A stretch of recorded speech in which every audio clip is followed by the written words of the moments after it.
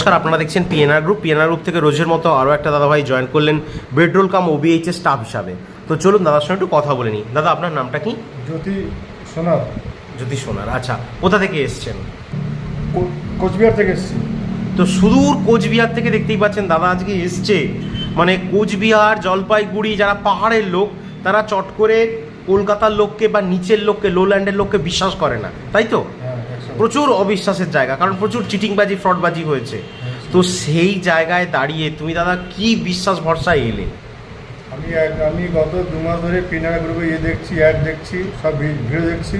সেটা থেকে আমাকে যেটা বিশ্বাস হলো, সেই বিশ্বাসের বেস করে আমি এখানে এসেছি আজকে। আচ্ছা, তাহলে তুমি সব কিছু দেখে শুনে পড়ে বুঝে এসেছো? হ্যাঁ, সব দেখেছি, জেনেছো জেনেছি। কাজ সম্পর্কে? হ্যাঁ। অন্ধের মতো তো নিশ্চয়ই আসোনি। না না না।